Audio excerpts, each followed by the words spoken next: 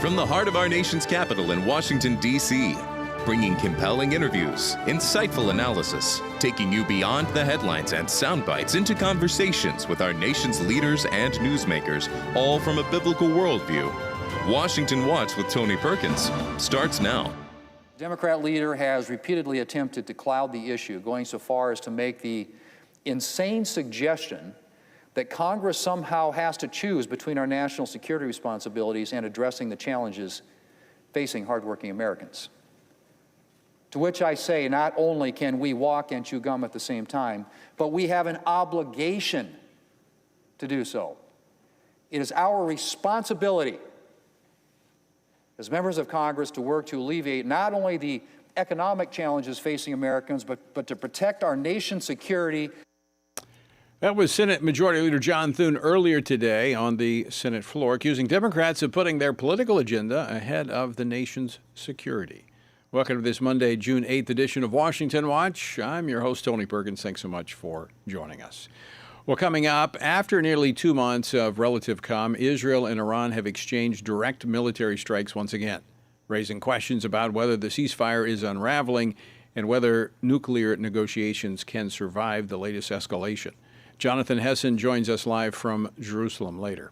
Plus, lawmakers return to Washington facing two major deadlines, Reconciliation 2.0 and the looming expiration of Section 702 of FISA. Congressman Michael Cloud joins us with a preview of what's ahead this week. And Congressman Chip Roy of Texas breaks down the Justice Department's latest indictment involving the Southern Poverty Law Center and previews tomorrow's Judiciary Committee hearing in which the interim president of SPLC, Brian Fair, will testify. All of that and more straight ahead.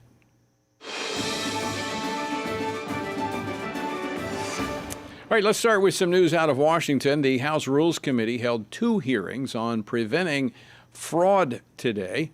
Joining me now to discuss this is Washington Stand reporter Casey Harper. Casey, what transpired in the hearing today? Thanks for the promotion, Tony. I appreciate it, but I'm not so sure about that. Yeah, not so sure. Maybe one day. You never know. But the House Rules Committee, as you said, they met twice today to take up a package related to something that's really become a top priority for the administration, in particular Vice President J.D. Vance, and that's the anti-fraud bills. Of course, it all began back with DOJ, but now there's legislation being put to it. And this proposed legislation would change how the government screens payments that are being made. There's the Fraud Prevention and Accountability Act and the Stopping Fraudulent Payments Act, which would give federal government agencies the ability to stop suspect payments and create really this across the government fraud fighting infrastructure, which is kind of incredible that they didn't have that already. But there was also hearing today about reconciliation, Tony, and we have a clip from Jim Jordan from that today. Mayor of the largest city, Mr. Mamdani, yesterday said we should abolish ICE. They're all saying that. That's the Democrats' plan. So we had to do this route, reconciliation, to fund the guys who enforce the law. Democrats' four-part plan not to enforce immigration law. We have to use reconciliation to fund ICE to enforce the law that Congress passed. So after the long wait from the Senate, House finally getting their chance at reconciliation, Tony. All right. Just so folks know, the Rules Committee, every bill that goes to the floor goes through the Rules Committee, and that sets up the parameters for the debate, whether or not amendments are allowed. All of that stuff is set up in the Rules Committee, so it's like a funnel that everything goes through.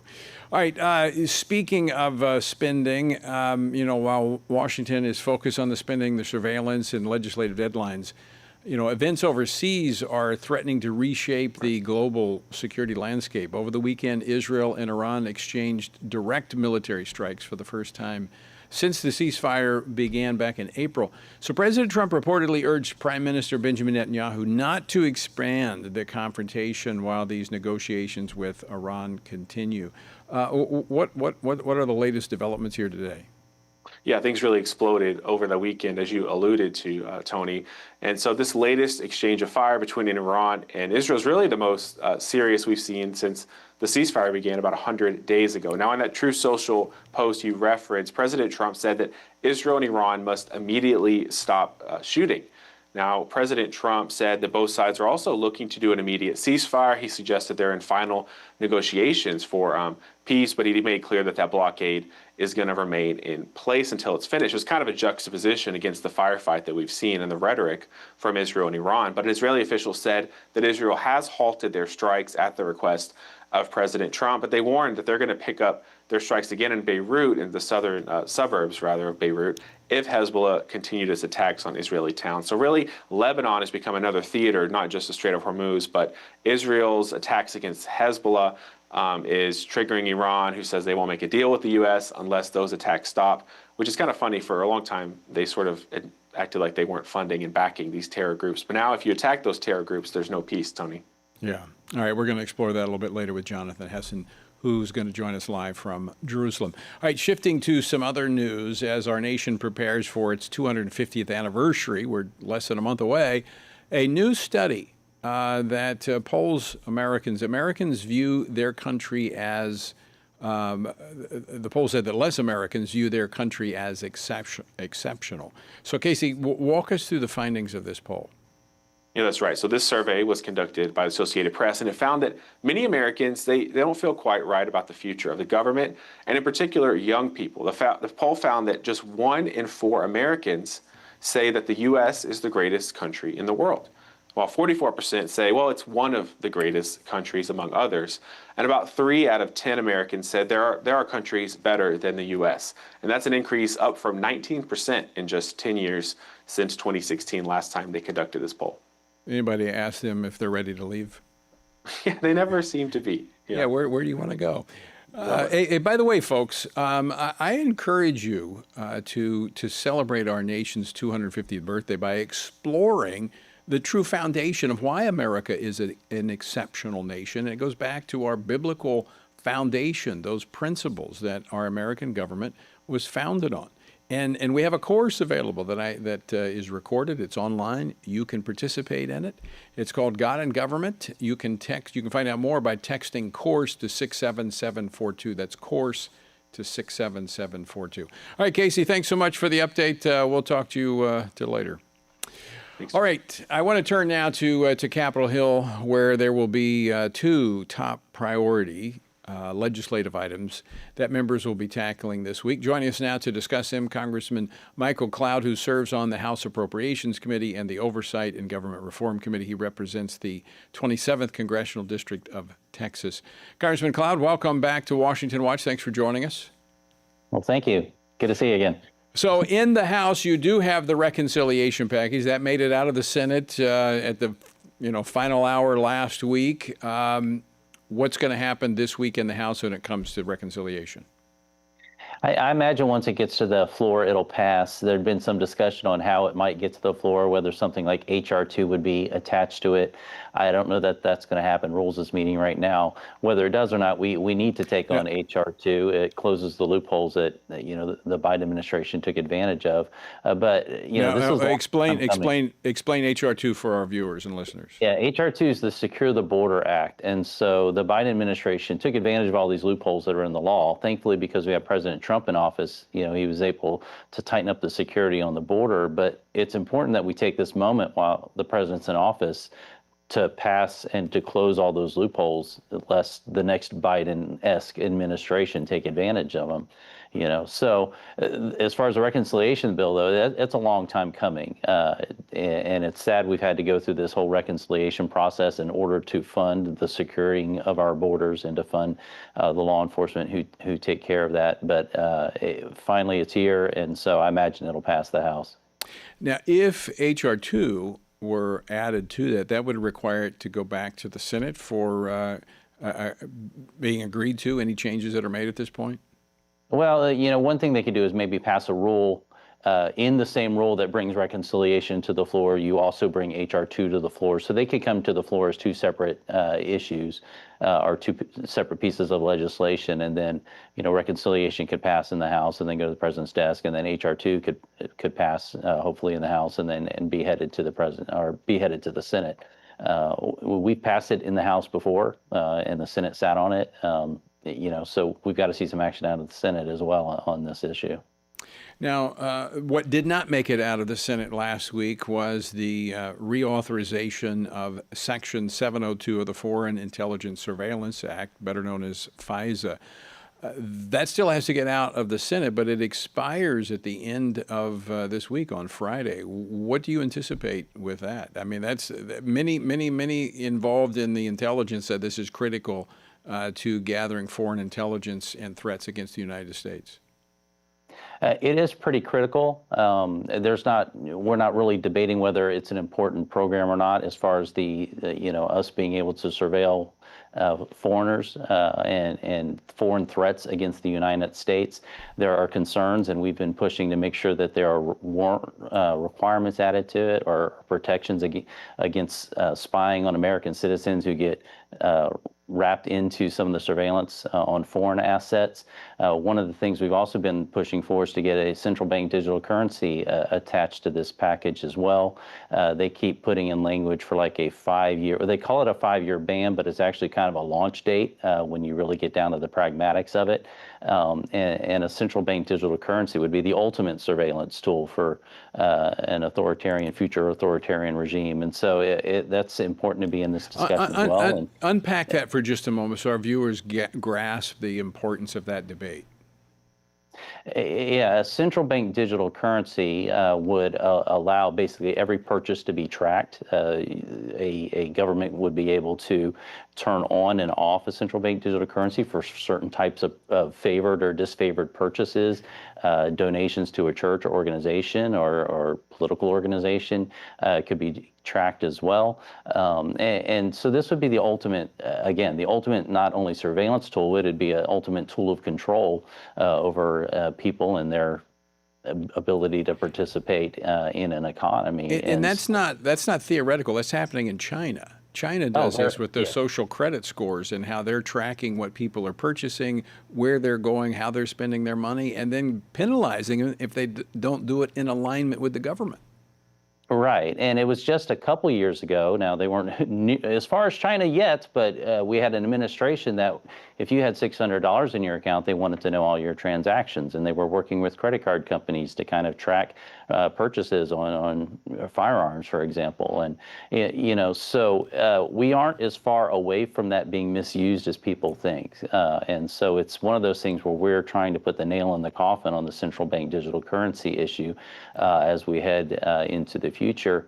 And it being the ultimate surveillance tool is how it's gotten wrapped up into this conversation as well. We want to protect the homeland, but we have to remember that our government exists to protect the civil liberties and the freedoms of the American people. And so we have an important duty to keep people safe, but we have a just as important duty, and really our first priority is to keep people free.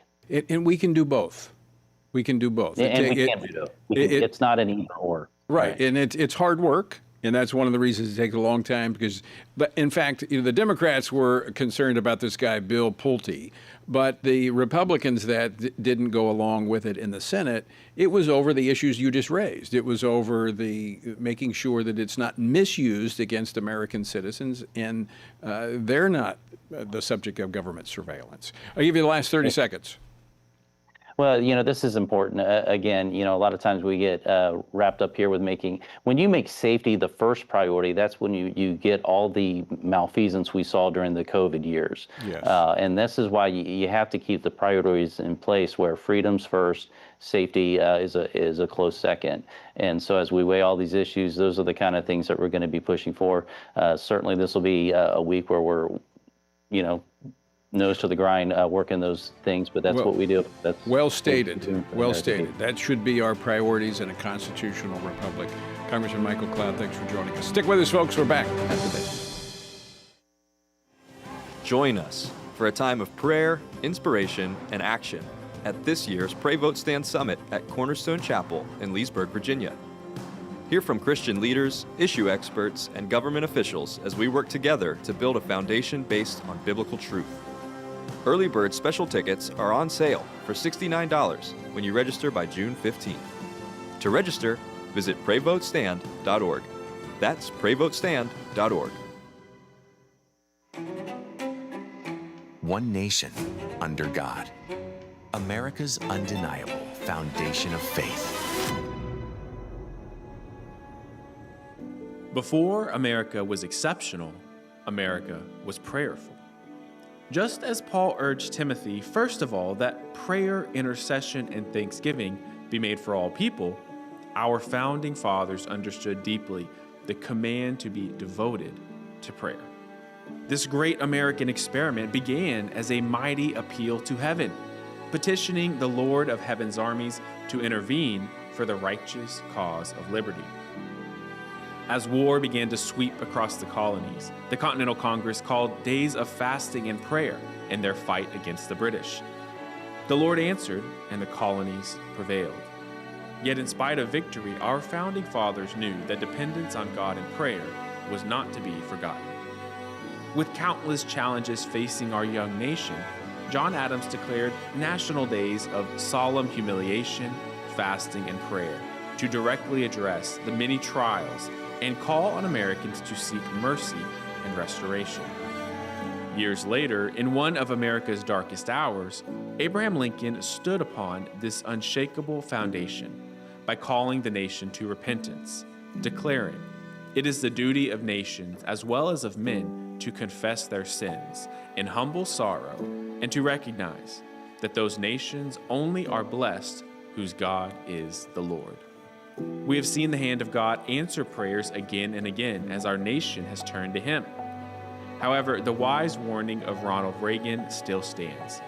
If we ever forget that we are one nation under God, we will be a nation gone under. Through war, uncertainty, and turning points in history, many of our leaders have known where to turn, and now it's our turn. We echo the call of George Washington 250 years ago, humbly to supplicate the mercy of Almighty God, that it would please Him to pardon all our manifold sins and transgressions, and finally establish the peace and freedom of America upon a solid and lasting foundation, the undeniable foundation of faith.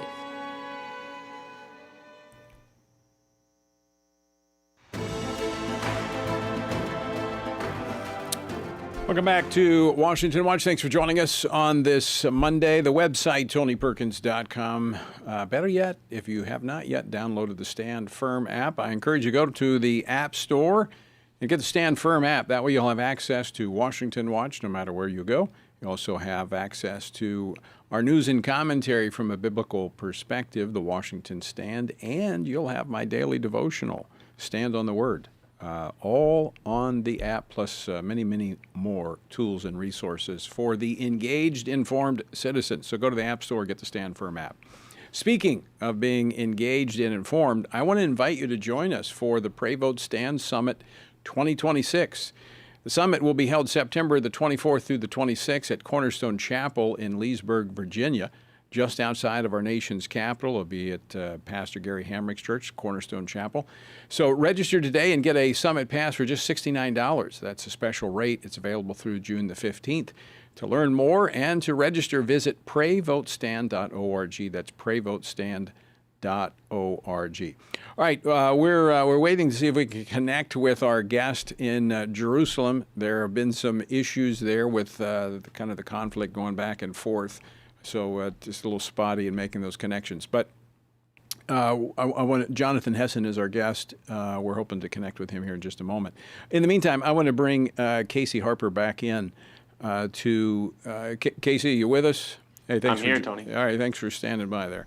All right, so I want to go back to this poll for just a moment on, how Americans, there's so many Americans that just no longer see our nation as an exceptional nation. We're just like one of many. Let's explore that a little bit more, because that's a little concerning, because what you think you are really shapes what you do. That's exactly right. We know that from our own Christian identity, that if you see yourself as in the image of Christ, or in the image of God, you've been forgiven of your sins, that you've been redeemed, then you act according to the new identity that you've received via the gospel.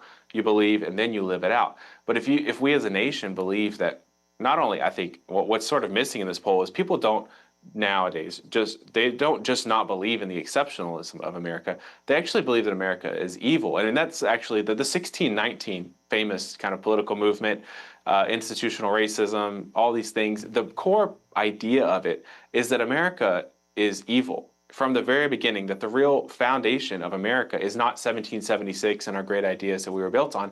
It's 1619 when the slave trade began in the U.S. And we have a whole generation of young people who've been brought up, who've not just been taught to have sort of an academic skepticism of patriotism, but they've actively been taught that the United States is an evil colonial power. And I think it's an unfair telling of our fuller story. Well, is that not also reflective of what's been taught in public education or what has not been taught? Yes. I have not looked at the crosstabs of this polling, but I'm sure it's being driven in large part by the younger population. It is, yeah. The younger people are more skeptical of the U.S., have a dimmer view of the U.S. and our role. I mean, I think the education system is mostly to blame. You could look at some. I think there's general depression and mental health and different, every marker for young people is lower generally. So in some ways, it's not surprising that they have a poor view of their country because they have a poor view of Congress and of their own parents and of their own future and their own economic prosperity going forward. And so there's a lot of challenges that this younger generation is up against. But blaming our country, rewriting U.S. history, it's what they're being taught. But I think what's sort of subtly happening here is that when you take a negative view of your own history, you sort of become the judge of your ancestors, and it's sort of a prideful position that C.S. Lewis called chronological snobbery, that everyone before me was sort of evil and backwards and didn't understand until modern science and iPhones came along, and now we, the enlightened people of the years 2000 and beyond, have finally figured out morality and left the Bible and the Declaration and these old documents behind. The fruit is not there, to say the least, Tony. You know, if it would almost, we don't mandate these types of things, but I would tell you if these people, these young people, who, in part, I want to be gracious because this is what they've been taught. This is what they're getting fed on social media. So, I mean, what do you expect? Parents need to do a better job actually of countering that narrative. That's why we put the God and Government course together. And so, folks, I encourage you to check that out. You can text course to 67742. It is it's about 11 episodes in the series, and it goes through walking us through our biblical history, what the Bible has to say about government, what our country, how it was founded on the Bible, and throughout the history of our nation up until the present day. So it's very important that we counter that narrative. But Casey, I was going to say, if some of these young people would go to another country and visit some of these places, I've been to a lot of different places, and you realize how blessed we are as a nation and how God's favor is still seen on this nation. Even though we're running on the fumes of righteousness, we still have the blessing of God, the residual blessing of God upon this nation. Yeah, isn't it the richest kids who seem to hate their parents the most? The most blessed are often the most ungrateful. It's kind of a sad irony, but I agree with you. I've been blessed to go on many mission trips, and I've loved the people and got to see different parts of the world. But when it's all over and you come home and your wheels touch down back on U.S. soil, you do feel as, wow, there's a lot of things that I've taken for granted, not just the wealth and the kind of modern amenities that we have, but religious freedom. I mean, you've worked on Religious Freedom Commission, and you've been to these countries where, places like Nigeria today. It's not a safe place to be a Christian, but we just go to church on Sunday without thinking twice about it. And so many of these rights we take for granted. Right, and those freedoms emanate from the fact that we have that biblical foundation as a nation, that Christian foundation. We got about a little over a minute left. We were not able to connect with Jonathan. I might try to get him later in the program if we can. But I want to put you on the spot, Casey. I never do that, so I'm going to put you on the spot. As we move up to the 250th anniversary, just less than a month away, you've got small kids. What are you planning to do to make sure that they have that understanding of that foundation? Oh, that's a great. I mean, there's sort of two foundations. There's the biblical foundation, and then there's the historical foundation. The historical American foundation, we're going to, of course, do the fireworks and the hot dogs and celebrate the American festivals that give opportunity to tell the common American story. And that's very similar to what the Lord did by creating the feast days that create opportunity to tell the stories. And for our Christian foundation, we try to read the Bible at dinner every night. We're not perfect in that, but I think the consistency and pray together as a family every morning, and they're pretty little now, so I think we're doing all right. I'm just trying to sleep and get those two in. All right. Well, then I won't make the God and Government course required for the Maybe a July few 4th years. weekend. Yeah. Okay. All right. All right, Casey. Thanks so much for stepping in. All right, we're going to see if we can connect with John a little bit later in the program. Again, a lot happening over there in the Middle East. All right, don't go away. We're going to come back with more Washington Watch on the other side of the break. The Stand Firm app brings trusted Family Research Council resources together in one place. Stay informed with news articles from the Washington Stand, watch interviews from Washington Watch, explore courses produced by FRC, and find many other resources to equip you to engage culture and government from a biblical perspective. Download the Stand Firm app today by texting APP to 67742 or by searching for Stand Firm in your app store. Have you noticed the upsurge in gambling ads? How could you not? The ads are big, bold, shiny. They virtually glitter with gold. Well, fool's gold, because as they say, the house always wins. But some lessons are easily forgotten, and nowhere is this more evident than the rise of the sports betting industry. Since 1992, 39 states and Washington, D.C. have legalized sports betting, and as a result, more than $600 billion has been wagered on sports since 2018. Now, Christians should be instinctively concerned about the latest growth in gambling.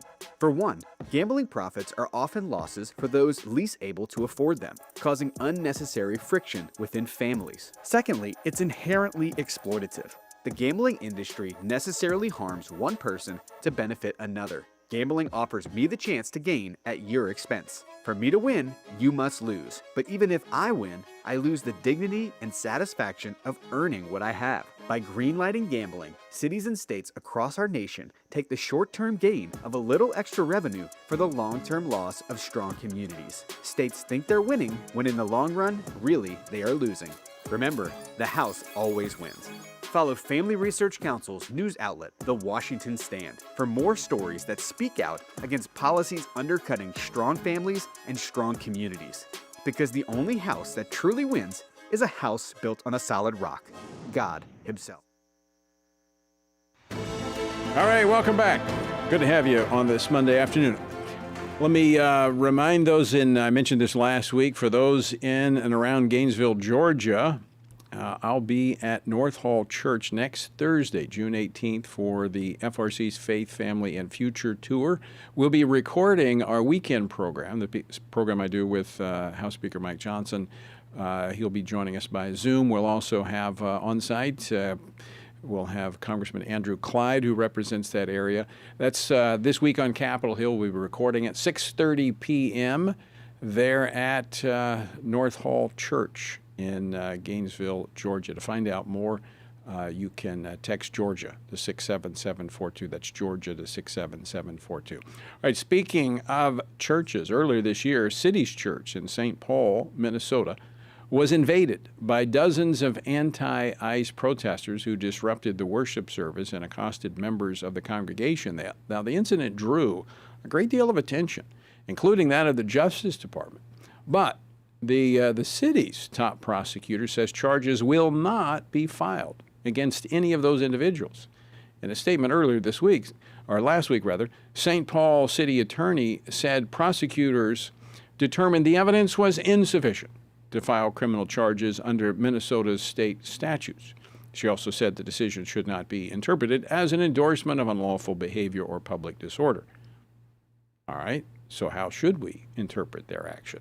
Joining me now to discuss this is Renee Carlson, General Counsel for Truth North Legal and one of the attorneys representing City's Church. Renee, welcome to Washington Watch. Thanks for joining us. Thanks for having me, Tony. All right, so I'm going to start with that question. How should we interpret this? They're not going to prosecute. How do we interpret that?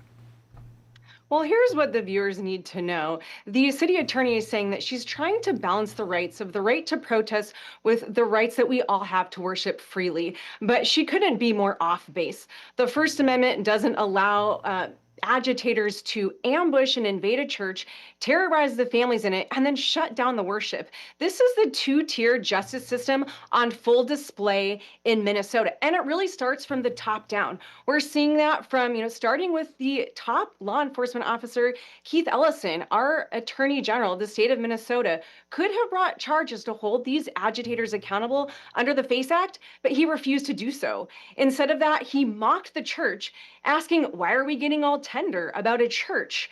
And ironically, years prior to that, he really pushed the Obama administration to press charges against people and to at least investigate under the FACE Act that same provision when there were protesters outside a mosque. So now we get down to the most local level, the city attorney level, in which the city attorney could have brought charges. Just because there weren't broken windows, it doesn't mean that nothing happened. I think she could have brought maybe a disorderly conduct. We have a statute here called interference of religious observance, or even maybe like a public nuisance. But here's something that isn't being talked about. The prosecutors also have special discretion to where they could have brought forward some sort of face-saving measure. There are avenues to do that in the court to hold these people accountable. But the message that what we're getting here, Tony, from her in this decision is that if the law is broken and it impacts Christians, then they're not going to do anything about it. That's what it looks like. But just a historical footnote on Ellison. He served in Congress. He was the first member of Congress to take the oath of office on the Quran. Just throw that out there. So as a former police officer, I could just look at this, and I wasn't there, obviously, but I've looked at the footage. Trespassing, disorderly conduct. There's any number of things that you could, it may not be, something along the lines of the FACE Act, which the federal government has jurisdiction to use. That's a federal statute. But they're not even going after that. They're basically just saying, whatever. That only fuels greater lawlessness, does it not? Oh, absolutely. I think this sends a message that there is a license to invade a church, to shut it down, and there's not going to be any accountability.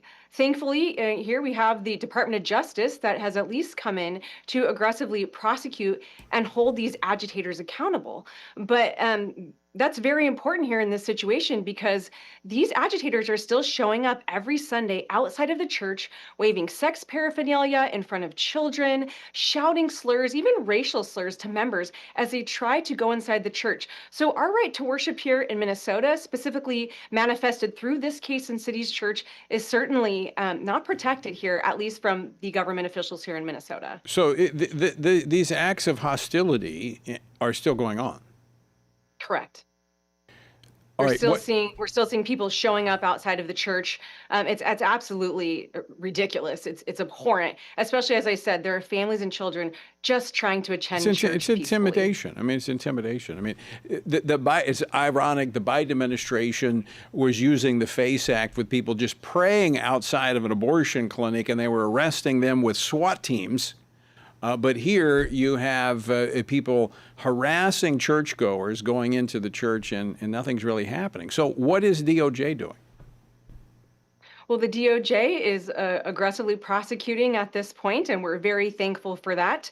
And as I said, that's it's very important because there is ongoing hostilities here against the church. But, thankfully, we know that we don't fight against flesh and blood. This is a matter of powers and principalities and darkness. We're thankful that the government is not our savior. And so we will continue, obviously, to fight for religious liberty here in Minnesota so that we can share the best news, which is the hope of the gospel. Well stated, Renee. 30 seconds left. How can people be praying for your team there that's representing the church?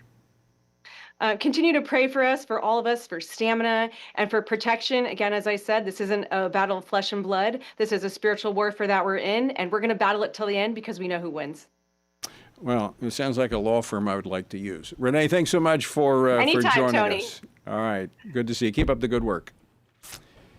All right, coming up next, Congressman Chip Roy of Texas joins us to talk about this week's Southern Poverty Law Center hearing. It takes place tomorrow. The Department of Justice has increased or has introduced a new indictment. We're going to talk about that, so don't go away.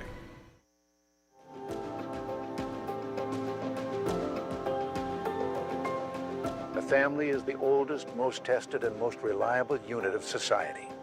It is divinely created and sustained. And yet, there are those who are always tampering with its values and structure. That's why we need organizations like the Family Research Council that can effectively defend and strengthen the family. Family Research Council began over 40 years ago, like all great movements of God, with prayer. Today, rooted in the heart of the nation's capital, FRC continues to champion faith, family, and freedom in public policy and the culture from a biblical worldview. FRC is one of those bright lights that helps us focus on true north. And I shudder to think, had they not been here, that it could have been worse. The Family Research Council has literally millions of people that follow what they do. And that small army makes a difference. Every time I meet with Tony, he prays for me. That matters. This is a grassroots organization. Tony and his team in Washington do a great job, but the power of the FRC is the people. It's just a wonderful parachurch organization that doesn't seek to take the place of the church, but it seeks to assist the family and the church as we try to move forward successfully, not in a defensive mode, but in an offensive mode as we seek to live our lives according to the Holy Scriptures. FRC is not going to be whooped. We're going to fight. We're going to take a stand. And again, we don't retreat. To thousands of Americans who love this country and happen to believe the Bible as a definitive way to live, we will not be silent. We will not shrink back. We will not apologize for biblical truth. We will continue to stand for it.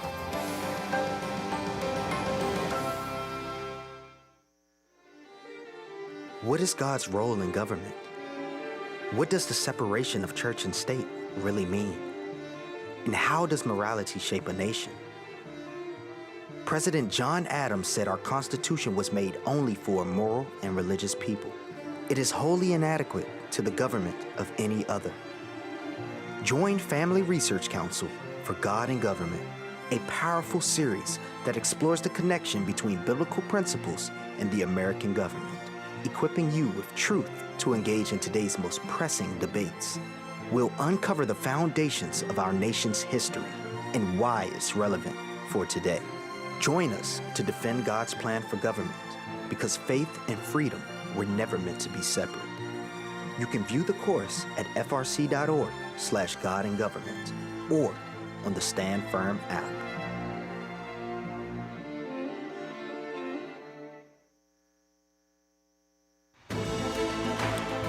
I'm Tony Perkins, and this is Washington Watch. Glad to have you along on this Monday.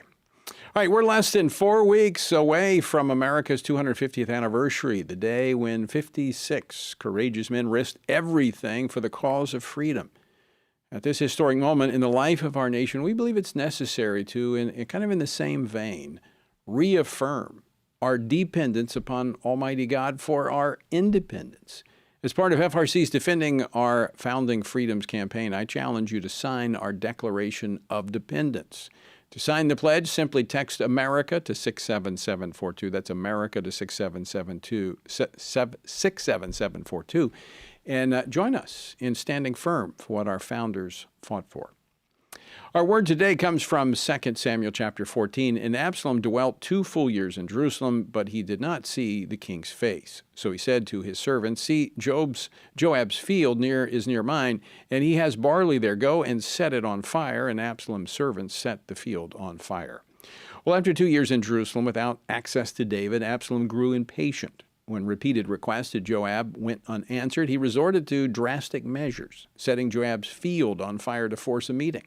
The plan worked. Joab came, Absalom gained an audience with David, and the father and son were reunited. At first glance, this appears to be a moment of restoration. Yet it soon becomes clear that Absalom's heart had not changed. There is no evidence of repentance for Amnon's murder, no confession, and no humility before God or the king. The same pride and self-will that marked his earlier actions remained. This passage reminds us that genuine restoration is impossible without true repentance. Relationships may appear repaired, but lasting reconciliation comes with a changed heart. Absalom wanted access to the king, but he never addressed the condition of his own heart. As a result, what seemed to be a happy reunion became the beginning of a greater tragedy. To find out more about our journey through the Bible, text Bible to 67742. That's Bible to 67742.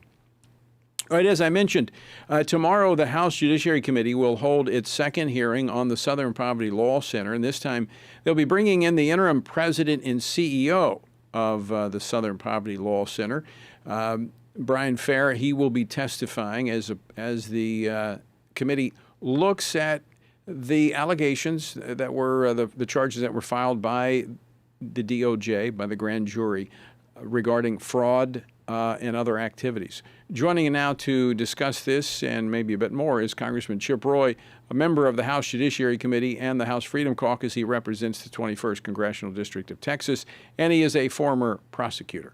Congressman Roy, welcome back to Washington Watch. Thanks for joining us.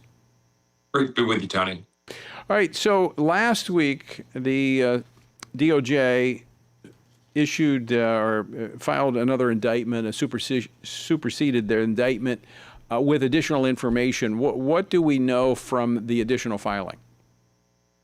Well, what we know is they obtained the superseding indictment. In that one, I think they were alleging about $4.1 million of basically taxpayer subsidized money that is getting funneled to fictitious accounts that are affiliated with organizations that are tied to terrorism. Obviously direct contradiction to our national security and our well-being. And this is just a continuation of the pattern that you and I discussed and that we exposed in a hearing that I chaired in the subcommittee on the Constitution in December.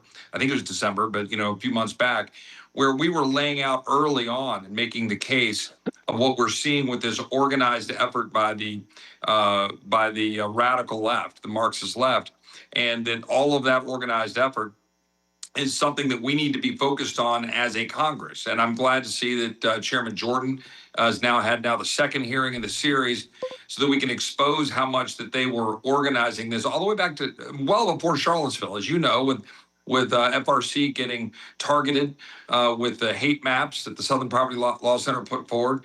We know what was being directed towards Charlie Kirk. And we know that they were instrumental in what happened in Charlottesville. So we've got to expose this. I'm glad that DOJ is doing it, but Congress has a role here. We're going to focus on this a little bit more tomorrow as well. You know what's interesting? SPLC was pushing back on the initial indictment, saying, these are informants. These are just informants that we're paying to so that we can fight hate. Well, so in this latest indictment that was filed, what we have. If y'all can see me, I'm on a different channel now. It looks like, or different. All right, let's hold on. We got a little technical issue going here. We'll get that straight, and I'll bring Chip back in. Let's see if we can. What's interesting on this supersession in this indictment, secondary indictment that they filed, they addressed one of the issues that the SPLC was raising. That look, these are just informants. We're just we're trying to uncover information. We're paying people to go undercover and find out what's going on so that we can expose it. Well, it's interesting because they now have documentation of what the money, over $4 million, that was given to these individuals, $4.1 million to be exact, according to the indictment. Do we have Chip back? All right. Chip, you there? Can you hear me? All right, you can hear me, but I can't hear you. All right, so I got you. Okay, now I got you. All right, sorry. Let's hold right there. So this is what they were funding.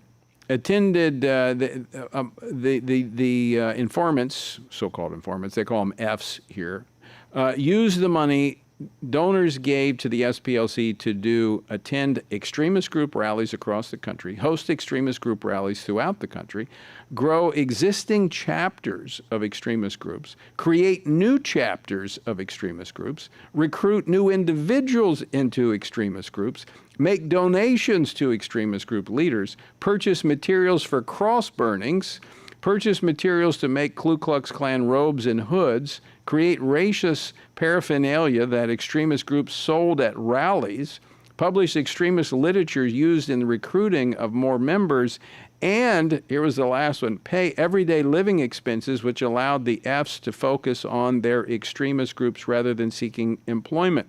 That sounds like hate fare. It's like, look, we'll just pay and you can go out and you don't have to work. Well, that's why it's so important to connect the dots as we looked at what happened in Charlottesville and the tragic events there that unfolded, I think, directly as a consequence of groups like the SPLC fomenting the event, fomenting what happened. And we're seeing this happen all across the country. Remember the summer of 2020 when all that was happening in the wake of George Floyd, how many businesses were burned, how many people lost their lives. This radical Marxist left will not be deterred unless we deter them. The Department of Justice is right to seek these indictments and to actually get the indictments. Obviously, they are pleading not guilty to them, so we'll let this all play out under the law. But I think we're seeing this network starting to get exposed. But this is just the tip of the iceberg, Tony. It's not just the Southern Poverty Law Center, as you know. It's not just Antifa, which they've rightly declared a terrorist organization. It's the Wren Collective. It's Arabella. It's all of these organizations putting DAs and prosecutors that are Marxists to let criminals on our streets. It's the Islamist groups that are pushing Islam into our communities, all bankrolled by outside groups, NGOs, but often our own taxpayer dollars. It's crazy. So I introduced legislation to take the tax status away from CARE. We got to open the books to all these entities. Well, you've been on this for a long time. As you said, you had a subcommittee hearing before any of the other hearings were held. The difference with SPLC, and I don't diminish anything you just said about those other groups, but the thing about the SPLC is that they were given credibility by their relationship with the federal government. And then they leaned on financial institutions to debank and the tech institutions to deplatform conservatives. So the Biden and the Obama administration actually created them as really a pit bull to go out there off of a leash so they couldn't be connected to the federal government to intimidate these other businesses to go after conservatives. Well, and what's really a shame about it, and you're right, Tony, and I don't take offense at all. You were correct. The Southern Poverty Law Center has a sort of special place in this network of the Marxist left because, as you rightly point out, they were given this special status. And what makes it really appalling is it's on the back of, work that was done decades ago to try to root out, racial animus and so forth that we were dealing with as a country. And then the SPLC turns into and is built into this radical organization that then leverages that, moment in history, leverages that to then foment the kind of hate in the name of advancing Marxism, all in a way that's, on the back of taxpayer subsidized money. And then they're creating the very problems we're having to deal with. Like I said, Charlottesville's a good example. What you're seeing with all the evidence being brought forward. Now, again, they're pleading not guilty to these indictments, but we're seeing now multiple counts. The fact that the Department of Justice went back to the well and had the superseding indictment over these fictitious accounts of over $4 million tells me they believe they've got continued evidence and that they will build a stronger and bigger case over time. And I hope it moves beyond SPLC. Yes, I do too. One of the things I find interesting is that in the indictment, they identify that from 2010 to 2023, apparently it was, I think, I'm going off memory, this is when the bank fraud was occurring. This is when they were setting up these bank accounts. I mean, this is over a decade. They had these banks, which they had these kind of fraudulent entities that they had created. Now, I have a question for you. So during the same window, this is when the financial institution banks were debanking conservatives, and they were. I mean, we were debanked. We were by Truist Bank, and they just sent us a letter saying, "Well, you're using your account for things that are not appropriate." I mean, they wouldn't explain what that was. We've just been doing what we've been done for 40 years. But at the same time, those banks couldn't find that the SPLC they had these fraudulent accounts. I wonder, Chip, if at some point Congress might call in some of these financial institutions and ask them about this conspiracy that they were involved in with SPLC. I think, Tony, that's a really important point. I'll remind you also that that's the same era, different issue, but related, that you had the lowest learner events where people were being targeted with the power of the Internal Revenue Service. I bring that up only because it was a coordinated effort. Right. And so that coordination, to your point, goes not just to the SPLC or similar groups, not just to the highest levels of government, but to corporate America, whose hands were neck deep in all of this. And they were working on this, frankly, it was an expansion of the sort of DEI boardrooms, but it's worse than that, right? These are corporate entities colluding with the highest levels of government, not unlike what we saw in our investigations looking at big tech as it was unfolding under the Biden administration and what power they were using to push big tech. Thankfully, some of that's been exposed, but not all of it. This is very similar. I agree with you. We should investigate that. Hopefully, we'll be working with Chairman Jordan to pursue that line of argument. What makes it different with the banks is that they are federally regulated institutions. Correct. So there is clear, people are saying, what are you going after SPLC? They got a First Amendment right. They can be stupid. They have a right to do that. But they are endangering people, as we testified in the last committee hearing. So that needs to be looked at. But the banks, clearly, the federal government has jurisdiction because it's a federally regulated entity. All right, we just have a few minutes left, Congressman Chip Roy. Tomorrow, Brian Fair, the interim president, CEO of SPLC, is supposed to appear. Do you really expect him to say anything, or just say, well, I can't talk about that because we're involved in litigation with the federal government, we've been charged? Do you expect to hear anything from him? Well, look, I hope so. I'm always hopeful that we can get something out. I certainly wouldn't be advising him if I was a lawyer to be sitting in a public hearing, copying to what we believe that they were up to and if they're involved in. But we'll see. Sometimes there's an arrogance that goes along with it. We've got to pursue the truth. He's accepted I believe he's scheduled to come and be there. At least that's what I was told just a little bit ago. So hopefully we'll see him in the morning and press him and see if we get any questions answered. If not, then we'll have to go the next phase. We're going to have a couple of other witnesses there that'll be helpful to continue to expose this. And again, DOJ are going to be the ultimate ones to be able to haul them in and say, look, you got to answer these questions. And like I said, I agree with you. I think there should be a third phase to this where we bring in the banks and get them to talk about what they were doing or not doing, 12, 15 years ago. Well, I hope the others, as you laid out, understand that this is just the tip of the iceberg. This is like, Al Capone got charged with tax evasion, but everybody knew that wasn't the extent of what he did.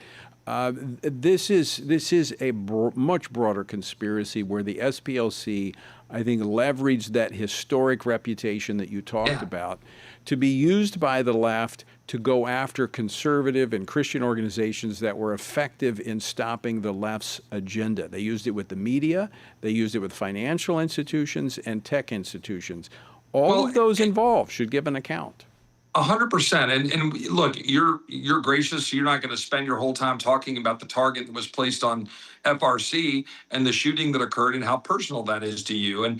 But it is personal. This was a real thing. Our lives were being turned upside down and targeted by people that were hiding behind past racial discrimination to be able to come forward and say, hey, we've got the imprimatur of being the Southern Poverty Law Center. We're saying these guys are, awful and terrible, and they should be their haters, and they should be targeted.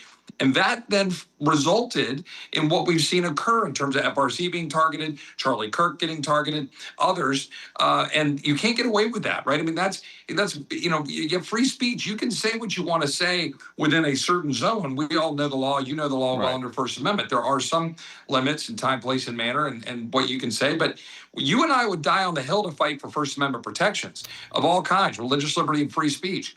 But this network that is targeted and geared towards undermining the law, trying to, frankly, use taxpayer money, or as you point out, the banking networks, these groups that are targeting people, we need to expose them and highlight it, particularly when they're involved with unlawful organizations and terrorist activity, which we believe we see here. Well, I look forward, Congressman Chip Roy, to following back up with you after the hearing tomorrow. We'll see what happens, and I'm sure we're going to talk about this again. Yes, sir. Thanks, Tony. God bless. Keep up the fight. Congressman Chip Roy of Texas. Be praying about this. This is one of the things to add to your prayer list because they have done a lot of damage to a lot of people, a lot of institutions. And it does need to be exposed for the purpose of justice and making sure it doesn't happen again. All right, we're out of time for today.